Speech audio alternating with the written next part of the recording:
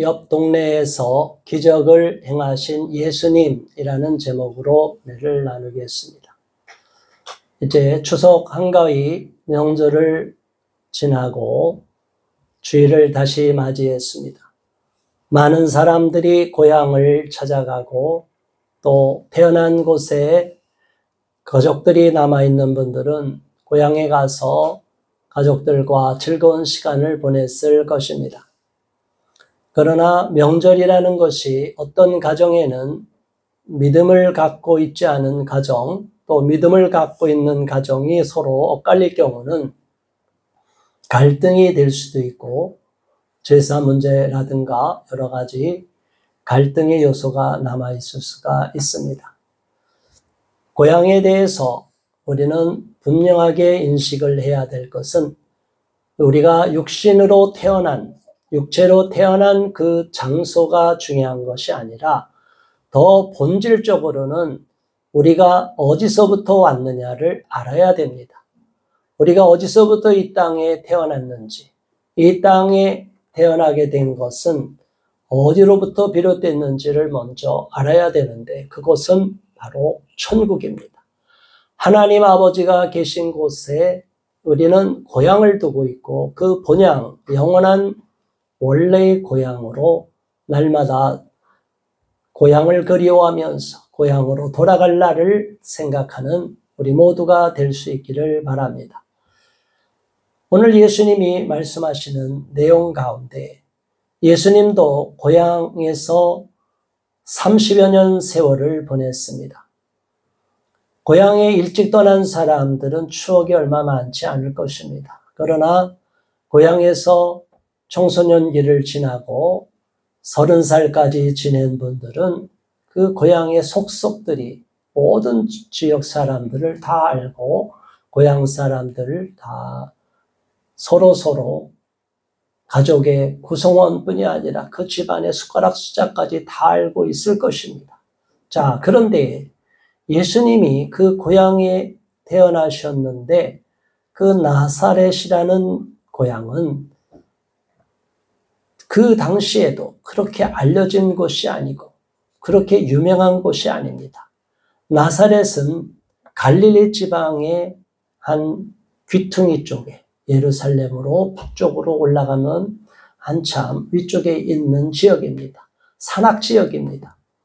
해발 약 370여 미터 되는 그런 지역에 예수님의 고향인 나사렛이 있었어요. 그래서 호정령이 내려서 나사렛에서 태어났다가 호정령하고 바로 왕이 죽이려고 하니까 애굽으로 피신해 갔다가 그 환란의 때를 지나고 나서 다시 유대 땅으로 왔는데 다시 정착해 머무른 곳은 태어난 나사렛입니다. 그래서 예수님을 나사렛 예수, 나사렛에서 태어난 예수다. 그렇게 우리가 알고 있는 것입니다. 그러나 그 당시 예루살렘을 중심으로 모든 중앙의 모든 권력과 종교적인 중심지가 예루살렘이 되었기 때문에 예루살렘 그 밖의 지역은 그 바로 위가 사마리아 지방, 그 더군다나 이방인으로 취급받았던 이스라엘 백성들이 포로로 끌려가서 바벨론으로 끌려가서 돌아올 때 그 지역에 그냥 머물렀다가 이방인들과 혼혈족을 갖고 있는 그런 사람들. 그러니까 얼마나 무시를 당했겠어요.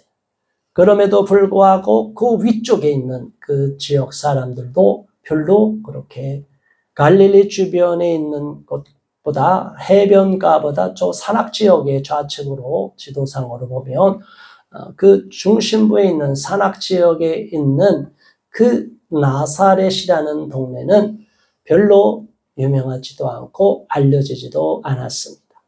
아무튼 예수님은 그 고향을 굉장히 애착을 갖고 있었을 것입니다. 예수님도 우리와 같이 육체의 성정을 하나님이 주셨기 때문에 인간의 몸을 입고 태어났기 때문에 죄는 없지만 배고프고 추위와 더위와 모든 고통을 우리 인간처럼 똑같이 겪을 수밖에 없었어요. 그래서 예수님께서는 그 나사렛의 고향을 많이 기억하시고 애틋하게 생각하고 고향 사람들한테 가서 천국 복음을 전파하기를 원하셨어요.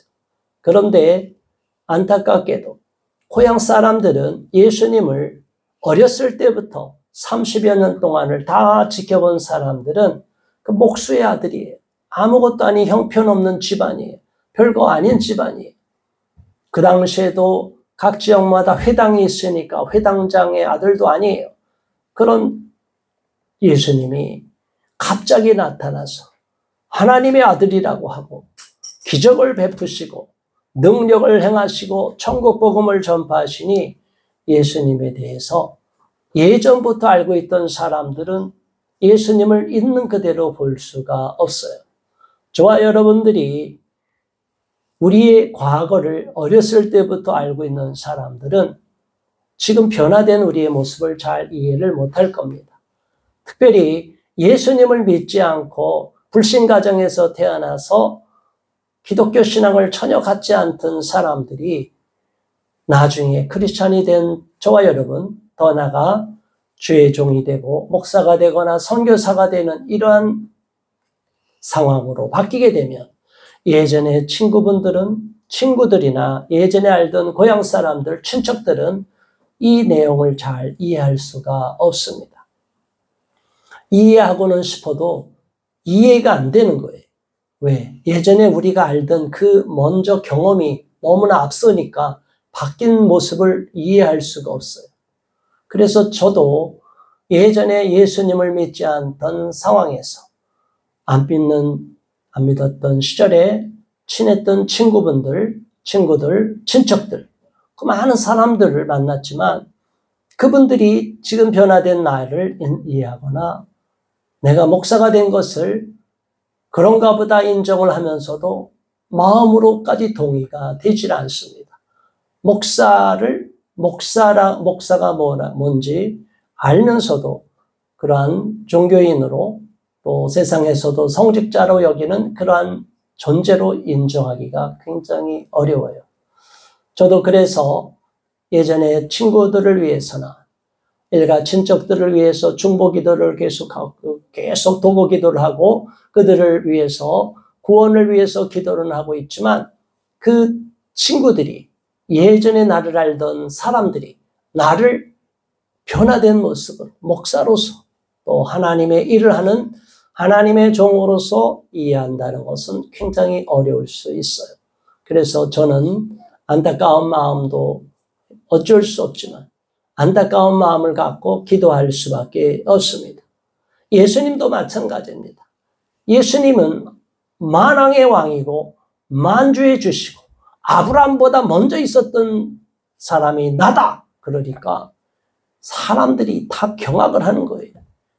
아니 나이가 몇 살밖에 안 되는 이제 30대밖에 안 되는 예수 보고 예수가 아브라함보다 먼저 있었다니 말이 되느냐. 거기서 사람들이 다 뒤집어지는 거예요. 말도 안 된다는 거예요. 하나님의 아들이라는 거는 이해할 수가 없는 거예요. 상상이 안 되는 거예요. 네가 나이가 몇 살인데 감히 아브라함 그 한참 전에 우리 조상 아브라함보다 먼저 있었다고 하느냐. 여러분 이게 상상이 되는 이야기예요. 정말 어려운 이야기. 그래서 예수님을 차라리 몰랐던 사람들, 예수님과 같은 마을에 태어났지 않은 사람들이 더 복이 있는 거예요. 차라리 몰랐으면 그냥 이대로 변화된 모습으로 그 사람을 인정하고 예수님이 구원자시고 선지자고 메시아라는 것을 알게 될 텐데 예수님이 어렸을 때부터 우리와 같이 자랐고 그 어려운 집안에서 우리 집에 와서 문짝을 만들어주고 열심히 우리가 밥을 먹여주고 돈 벌게 해준 그 집안 사람이 아니냐 이렇게 생각하면 사람들이 이해할 수가 없는 거예요. 납득이 되지 않는 거예요. 무슨 선지자야. 아브라함보다 먼저 있었다니 말이 되느냐. 상상할 수 없는 일들이 벌어지는 거예요. 그래서 저와 여러분들은 혹시나 고향에 가서 예전에 믿지 않는 사람들 또 옛날에 나를 알았던 사람들이 지금 변화된 내 모습을 다 이해하지 못하고 행여나 의심하거나 불신하거나 무시하거나 깔보거나 손가락질하도 욕먹고 그럴지라도 마음에 개의치 마시기를 바랍니다. 예수님이 바로 그런 일을 경험하셨어요. 예수님이 바로 그러한 수모를 겪으시고 예수님이 사랑했던 정말 더 애착을 갖고 더 복음을 전하고 싶었던 구원에 이르게 하고 싶었던 예전부터 알았던 그 친했던 사람들에게 복음을 전하러 갔는데 오히려 예수님은 비난을 받고 심지어 낭떠러지로 떨어뜨려 죽이려고까지 했어요. 신성모독 죄를 저질렀다고 해서 예수님을 완전히 증오하며 분노하는 것을 봅니다. 저와 여러분들에 대해서 주변의 사람들이 예전에 나를 알았던 사람들이 무시하고 깔보고 심지어 나에 대해서 적대감을 갖는다 할지라도 슬퍼하거나 실망하지 마시기 바랍니다. 바로 예수님이 그러한 아픔을 겪으셨어요. 예수님은 고향에서 인정을 받지 못하셨습니다. 그래서 우리도 예전에 나를 알았던 사람들, 심지어 가족 간에서도 인정을 받지 못한다 할지라도 우리가 하나님을 위해서 당당하게 하나님 일을 하면서 무시를 당하면 오히려 상급으로 여기고 기뻐하고 감사할 수 있기를 바랍니다. 슬퍼할 일이 아니에요. 그 사람들은 그 인간의 시각으로 보면 우리를 이해할 수가 없게 되는 것입니다. 오늘 44절에 이렇게 말합니다. 친히 증언하시기를 선지자가 고향에서는 높임을 받지 못한다 하시고, 자, 갈릴리로 가시면서 이런 말씀을 하시는 거예요. 예루살렘에서 성전을 청결하게도 하시고 능력도 행하시고 많은 사람에게 세례도 베푸시고 기적을 행하시고 이러한 예수님이 갈릴리 지방 북쪽으로 올라가면서 그 갈릴리 지방의 한 중심부에 있는 한 지역에 있는 고향 나사렛을 생각하면서 이런 말씀을 하신 거겠죠. 나사렛으로 가고 싶고 고향으로 가고 싶지만 고향 사람들이 예수님을 호의적으로 받아들이지 않고 적대적으로 의심하면서 예수님을 오히려 배척하는 그런 마음을 갖고 예수님이 아무리 천국 복음을 전파하셔도 그 메시지를 받아들이지 않는 거예요.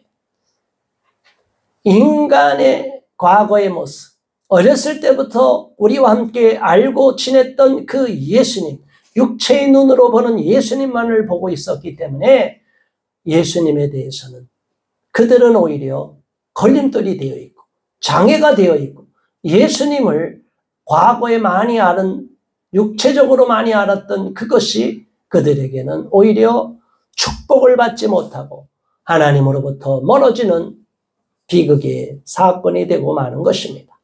저와 여러분은 그러기 때문에 과거에 나를 알았던 가족, 친척, 고향 사람들이 나를 무시하고 몰라주고 나를 오히려 업신여기고 내 마음을 이해하지 못한다 할지라도 슬퍼할 것이 아니고 그저 그러려니 생각하시기 바랍니다. 고향이라는 것이 항상 따뜻하고 좋은 것만 있는 것이 아니에요. 고향에서도 사람들이 옛날의 모습 그대로만 있으면 우리가 아무리 좋은 모습을 보여도 그들은 우리를 오해하게 되고 의심하게 되고 불신하게 되고 예전의 모습을 기억해서 우리를 오히려 깔볼 수가 있어요. 그것이 오늘 예수님께서 저와 여러분들에게 명절을 지내면서 혹시라도 마음의 상처를 받거나 실망이 된 저와 여러분들에게 주시는 위로의 말씀입니다. 예수님 자체가, 예수님 자신이 고향에서 환영을 받지 못했습니다. 예수님께서 선지자가 고향에서는 높임을 받지 못한다고 했습니다. 인정을 받지 못한다는 거예요. 무시를 당한다는 거예요. 깔봄을 당한다는 거예요. 업신여김 당한다는 거예요. 그래서 저와 여러분은 예수를 믿고 나서 과거의 정과 욕심을 육체를 다 십자가에 못 박으라고 하는 겁니다. 옛날 사람들이 알아주고 몰라주고 그게 중요한 것이 아닙니다. 이제 변화된 나의 모습이 하나님께서 인정해 주는 모습이라면 그것으로 우리는 만족할 수 있어야 될 것입니다. 드디어 예수님이 46절에 갈릴리에 이르셨습니다. 갈릴리에 이르심에 갈릴리인들이 그를 영접하니 이는 자기들도 명절에 갔다가 예수께서 명절 중 예루살렘에서 하신 모든 일을 보았음이더라. 자, 이거 보세요. 고향 사람들은 명절에서 예수님이 유대인의 명절에 유월절을 비롯해서 칠칠절을 비롯해서 오순절을 비롯해서 예수님 그 성경에 있는 유대인들이 지키는 절기들이 얼마나 중요한 게 있어요. 자, 그런데 그 명절에서 예수님이 행했던 기적과 능력을 귀한 사역을 보았어요. 그걸 보고 놀랐어요. 훌륭한 사람이 나타났다. 메시아라고 하더라. 자, 그런데 고향 사람들과 전혀 다른 반응을 보입니다. 갈릴리 지방에 나사렛도 있지만 그 옆에 가나도 있고 그 옆에 갈릴리 호수를 중심으로 가버나움부터 쭉 이렇게 여러 도시들이 있었어요. 벳사다도 있고. 자, 그런데 놀랍게도 나사렛 사람들은 다 예수님을 무시했지만 그 주변의 사람들은 다 예수님을 인정했어요. 특히 예루살렘에서 예수님이 행하신 이 놀라운 일을 본 사람들은 예수님을 대단히 높이 평가를 했어요. 드디어 예수님께서 다시 갈릴리 지역에 있는 가나에 이르시니 전에 물로 포도주를 만드신 곳이라. 자, 갈릴리 가나 지방에서 예수님이 물로 포도주를 만드는 놀라운 이적을 베푸셨어요. 잔치 자리에 포도주가 떨어졌어요. 그 당시에 잔치 자리에는 주인이 포도주를 떨어뜨리면 안 되는 거예요. 결례가 되는 거예요. 그래서 넉넉히 포도주를 준비해야 되는데 그날 너무나 잔치가 큰 잔치가 되니까 포도주가 다 떨어진 거예요. 그 집안 주인이 오히려 잔치 치르고 나서 욕을 먹게 되는 상황이 벌어졌어요. 낭패를 겪는 상황이 벌어졌어요. 그랬을 때 예수님이 그 물 항아리를 다 포도주로 만드는 기적을 베푸신 것을 압니다.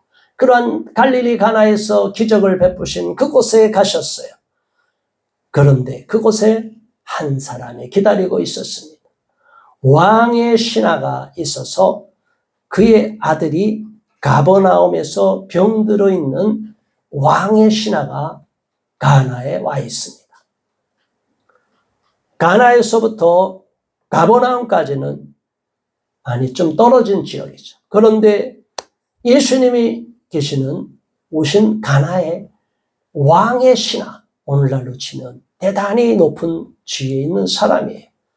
그런 권세를 당시에 갖고 있던 사람임에도 불구하고 자기 아들이 죽게 된 죽을 병에 걸렸다 하니까 수소문을 하고 예수님을 찾아온 것이겠죠. 예수님의 소문을 벌써 들었습니다. 기적을 행하시는 능력의 분임을 믿고 마음으로 예수님을 사모하는 마음이 있었어요. 예수님을 만나면 우리 아들이 죽을 병도 나을 수 있겠다라는 마음이 있었어요. 믿음이 있었어요. 저와 여러분은 예수님을 믿고 예수님 앞에 나와 기도하고 예배 드릴 때 이러한 믿음으로 구하고 믿음으로 예배를 드려야 됩니다. 예수님 입술로는 고백하면서 전혀 예수님에 대한 믿음도 없으면 무슨 기도가 응답이 되겠어요?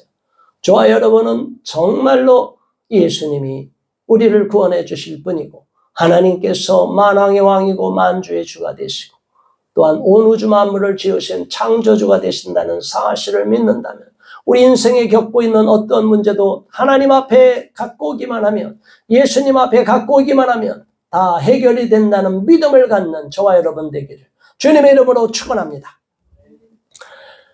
이 아들이 병들었기 때문에 이 왕의 신하는 자기가 높은 지위가 있음에도 불구하고 예수님을 찾아왔어요. 47절 그가 예수께서 유대로부터 갈릴리로 오셨다는 것을 듣고 가서 청하되 내려오소서 내 아들의 병을 고쳐주소서 하니 그가 거의 죽게 되었습니다.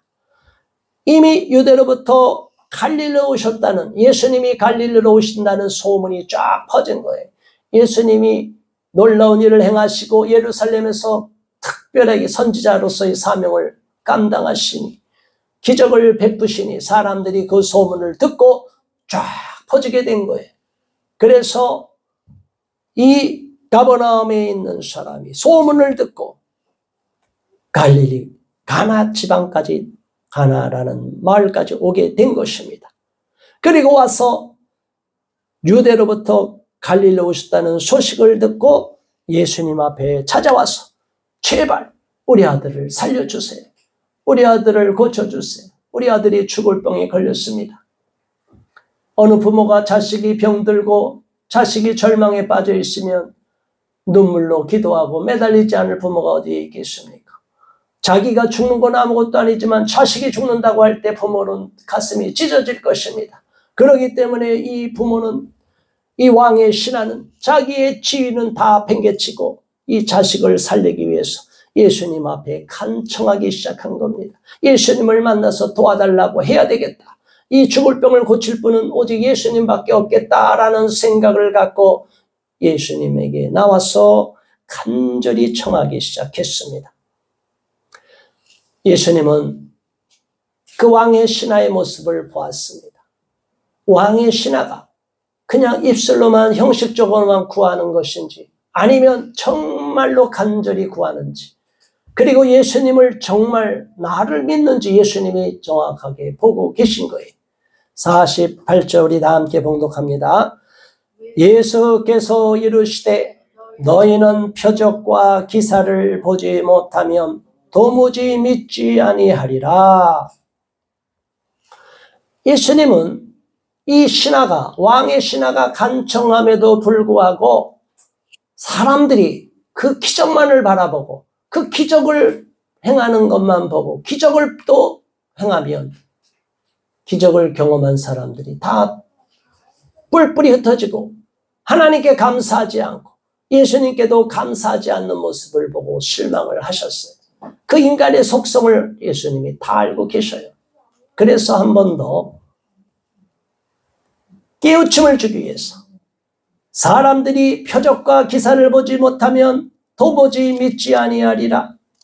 표적과 기사만을 쫓아다니고 능력을 행하는 것만 쫓아다니고 결국에는 진리의 말씀에 눈을 가리고 영원한 천국의 소망을 갖지도 않고 천국 복음이 뭔지도 모르고 그냥 이적과 기사와 표적만을 보고 다닌다. 예수님이 이 땅에 오시는 것은 천국 복음을 전파하신 것이고 그러한 믿지 않는 자들에게, 의심 있는 자들에게 의심을 벗겨주기 위해서 표적과 기적, 능력을 행하신 거예요. 그런데도 사람들은 그 본질은 잊어버리고 능력과 표적과 기사만을 보게 된 거예요. 그러자 신하가 이렇게 말합니다. 49절 신하가 이르되 주여 내 아이가 죽기 전에 내려오소서. 얼마나 간절해요. 이미 죽어가고 있어요. 주님이시여 저는 주님을 믿습니다. 그런 게 아닙니다. 제발 내 아들만 살려주세요. 저는 내 아들만 살려주면 예수님을 잘 믿겠습니다. 끝까지 저는 배반하지 않겠습니다. 이런 믿음으로 간절함으로 예수님 앞에 호소하는 모습을 봅니다. 우리가 예수님을 믿는다고 하면서도 진짜 예수님 앞에 실망을 드리지 않고 끝까지 인정을 받는 신앙인이 된다는 것은 첫사랑을 잊어버려서는 안 되는 거예요. 처음부터 우리를 사랑하신 그 하나님, 그리고 처음에 예수님을 믿고 감격을 누렸던 그때를 기억해야 돼요. 그런데 그때가 없는 사람은 오히려 불행한 사람이에요. 예수님을 믿는데 감격이 없는 사람, 구원의 감격을 잃어버린 사람, 아니 구원의 감격조차 없이 습관적으로 그냥 부모 따라서 어렸을 때부터 교회만 나와서 그냥 습관적으로 신앙생활하면 우리에게는 오히려 그것이 화가 될 수가 있어요. 저와 여러분은 정말로 예수님과의 사랑을 경험해야 됩니다. 예수님의 은혜를 경험해야 됩니다. 그 은혜와 구원의 감격을 경험해야 됩니다. 그 구원의 감격과 은혜가 있는 사람은 절대로 예수님을 함부로 대하지도 않고 예수님을 만홀히 여기지도 않고 하나님에 대해서 업신 여기지도 않고 우리의 삶을 완전히 하나님 앞에 드리는 것을 어려워하지 않습니다. 그러나 우리가 아직까지 그런 감격이 없기 때문에 우리 인생을 하나님 앞에 다 드리기를 아까워하고 우리 스스로가 너무나 이 땅에서 믿는 사람이든 믿지 않는 사람 똑같이 구별 없이 살아가는 거예요. 그러면 하나님의 영광에 이르지 못하는 것이 예수님께서 말씀하셨어요. 보니까 이 왕의 신하의 믿음이 대단한 거예요. 이미 그가 예수님을 믿고 예수님이 하나님의 아들이고 능력을 베푸시는 분임을 믿고 있어요. 그러니까 예수님이 이렇게 말씀하십니다. 50절 예수께서 이르시되 가라 내 아들이 살아있다 하시니 그 사람이 예수께서 하신 말씀을 믿고 가더니 이게 대단한 거죠. 예수님은 이미 그 왕의 신하의 믿음을 보았어요. 그러니까 가라. 내 아들이 살아있다. 절대 죽지 않는다. 그러니까 이 사람은 우리 집에까지 와서 제발 한번 살펴보세요 라고 해야 되는데 그 예수님의 말이 떨어지자마자 믿었어요. 예수님의 말이 그대로 이루어질 줄 믿었어요. 예수님의 말에 권세가 있는 걸 믿었어요. 그 사람은 예수께서 하신 말씀을 그대로 믿고 갔어요. 저와 여러분은 예수님의 말씀, 성경에 기록된 하나님의 말씀, 예수님이 하신 말씀을 그대로 믿습니까? 그 말씀을 믿으면 절대로 우리는 요동하지 않게 되고 의심하지 않고 믿기만 하면 기적을 베풀게 되고 능력을 경험하게 되고 놀라운 하나님의 구원을 경험하게 될 것입니다. 믿음으로 반응하는 저와 여러분 되기를 바랍니다. 하나님이 기도한 저와 여러분의 기도를 들어주시고 응답하실 것을 믿고 아멘으로 화답하고 주님이 약속하신 것을 그대로 믿고 나가면 반드시 기적을 경험하게 될 줄 믿습니다. 자, 내려가는 중에 왕이 이제 그 가나에서 내려가는 중에 종들이 오다가 이 왕의 신하를 만났습니다. 그리고 나서 너무 좋은 소식을 전합니다. 이미 가버나움을 떠났을 때 아들이 다 죽어가서 시름시름 알아서 오늘 내일 죽어갈 것 같았는데 이미 며칠이 지나고 가나에서 예수님을 만나고 돌아서 가는 동안에 왕의 신하들이 왕의 신하의 하인들이 온 거예요. 종들이 온 거예요. 오다가 주인님 좋은 소식을 들려드립니다. 우리 주인님의 아들이 살아났습니다. 너무너무 기쁜 일입니다. 얼마나 감사합니까? 단지 믿음으로 예수님이 하신 말씀을 믿는데 믿기만 했는데 기적이 일어난 거예요. 하나님께서는 우리에게 믿음을 찾으십니다. 진정한 기적을 원하십니다. 고향 사람들 나사렛에서 함께 생활했던 고향 사람들은 예수님을 무시하고 배척했지만 오히려 이 가버나움에 있는 왕의 신하는 놀랍게도 예수님을 그대로 믿었어요. 구원자로 믿었어요. 예수님이 능력을 행하시는 분을 믿었어요. 그 말씀 그대로 이루어질 줄 믿었어요. 그러고 나니까 죽을 병에 걸린 아들이 살아나는 기적이 나타난 것입니다. 저와 여러분도 인생에 어떤 문제가 있든 예수님 앞에 나와서 예수님이 약속하신 그 말씀을 반드시 이루시고 우리가 기도하고 간구하는 것 하나님의 뜻에 합당하면 다 이루어주실 것을 믿고 염려를 다 내려놓기를 바랍니다. 우리 인생 가운데 어떤 문제가 있든지 가정의 문제든 사업의 문제든 진학의 문제든 취업의 문제든 인생 가운데 가장 어려운 질병의 문제든 하나님 앞에 내려놓고 하나님으로부터 응답을 받기만 하면 깨끗이 고쳐지고 응답을 경험하고 승리하게 될 줄 믿습니다. 52절에 그 낫기 시작한 때를 물은즉 어제 7시에 열기가 떨어졌나이다. 아멘. 어제 7시. 그러니까 어제 그 응답을 받고 내려가던 길에 이 왕의 신하가 종들을 만난 거예요. 그런데 물어보니 이 종들도 신기해서 왕의 신하가 아들이 열이 끓을 때 얼마나 무섭습니까? 열이 40도 막 거의 39도 올라가면 그 당시도 열병에 걸리면 죽는 거예요. 지금도 마찬가지. 이 뜨겁게 끓어올라서 이제 죽을 병이 걸려서 나을 수 없는 상황까지 있어서 걱정했는데 왕의 신하의 아들이 딱 열기가 떨어진 거예요. 정신을 차린 거예요. 살아나게 된 거예요. 그 소식을 듣고 걱정하고 집을 떠난 그 주인한테 얼른 알려야겠다고 종들이 허겁지겁 오다가 왕의 신하와 만난 거예요. 얼마나 기적 같은 일입니까? 그 시점을 알아보니까 어제 7시에 열기가 떨어졌나이다. 할렐루야. 저와 여러분은 이러한 기적을 경험할 수 있기를 바랍니다. 하나님의 능력을 경험할 수 있는 저와 여러분 되기를 바랍니다. 우리 하나님은 불가능이 없습니다. 능력을 행하시는 분이십니다. 하나님이 하고자 하시면, 말씀하시면, 예수님이 입술로 선포하기만 하면 그 모든 것은 다 해결이 되는 것입니다. 53절에 그의 아버지가 예수께서 내 아들이 살아있다 말씀하신 그때인 줄 알고 자기와 그 온 집이 다 믿으니라. 할렐루야. 아들이 죽을 병에 걸린 사건을 통해서 이 가버나움에 있던 왕의 신하와 그 가족들, 아들 다 예수님 믿고 구원받게 되었어요. 그 단지 표적만 쫓아다녔던 사람들은 병만 낫고서 다 도망가버리고 언제 어디 갔는지 알 수도 없었어요.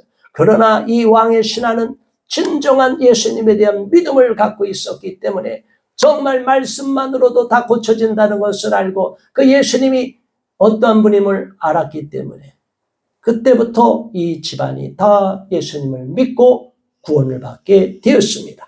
이것은 예수께서 유다에서 갈릴리로 오신 후에 행하신 두 번째 표적이니라 그랬어요. 저와 여러분은 오늘의 사건을 통해서 어떤 것을 배울 수 있겠습니까? 첫 번째는 예수님이 고향인 나사렛에서는 이적을 행하셨지만 능력을 행하기를 원하셨지만 사람들이 부인하고 거절하고 배척을 했어요. 그러니까 믿음으로 받아들이지 않으니까 하나님의 능력이 나타나지 않는 거예요. 저와 여러분들에게 왜 하나님의 능력이 안 나타나는지를 생각하시기 바랍니다. 우리가 하나님에 대한 믿음이 없기 때문에 하나님을 전적으로 믿지 않기 때문에요. 하나님을 믿되 제한적으로 내가 생각하는 그 틀 안에서만 믿어요. 그러니까 그 능력을 경험하지 못하고 하나님의 기적을 경험할 수가 없어요. 우리가 더 큰 인물이 될 수가 없어요. 저와 여러분은 오늘 시점 이후로 내가 아직도 예수님의 고향 사람인 나사렛 사람과 같이 아직도 예수님에 대해서 제한적으로 예수님을 의심하면서 믿고 있는 것이 없는가 돌아보시고 회개하시기 바랍니다. 두 번째로는 이 왕의 신하와 같이 예수님을 철저히 믿고 따르고 순종했던 말씀만으로 어떤 말을 하든지 나는 다 받아들이겠습니다 라고 생각하고 예수님 앞에 나오니까 그 말씀 한마디로 아들이 살아있다. 아들은 죽지 않는다. 그 말 한마디만 믿고 예수님을 신뢰하고 그냥 고향으로 갔다가 기적을 경험한 거예요. 그 예수님에 대한 신뢰의 마음, 예수님에 대한 순전한 믿음, 그것이 저와 여러분들에게 요구하는 하나님의 뜻임을 생각하시기 바랍니다. 믿음이 없이는 하나님을 기쁘시게 해드릴 수 없다고 그랬어요. 하나님의 말씀 가운데 왜 하나님이 믿음이 없이는 기쁘시게 해드릴 수 없는 일을 잘 생각하시기 바랍니다. 우리 하나님은 무한대의 능력을 갖고 계시고 우리 예수님은 무한대의 불가능이 없는 기적을 능력을 베푸실 수 있는 초자연적인 능력을 갖고 계셔요. 그런데 우리가 좁은 틀, 자기 생각을 갖고 하나님 믿습니다 하고 자기 틀이 무너지면 하나님을 부인해버려요. 이게 얼마나 어리석은지를 깨우쳐 주는 거예요. 우리는 그냥 하나님을 그대로 믿기를 바랍니다. 믿음으로 하나님을 기쁘시게 해드리는 저와 여러분 되시기를 주님의 이름으로 축원합니다. 오늘 말씀을 기억하면서 우리가 함께 이제 우리가 정말 순전히 왕의 신하와 같이 하나님을 온전히 믿고 예수님을 온전히 믿고 나서 능력을 경험하고 하나님께 영광을 돌리는 믿음에 이르게 해달라고 기도하겠습니다. 주여 할렐루야. 하나님 아버지 감사합니다. 고맙습니다.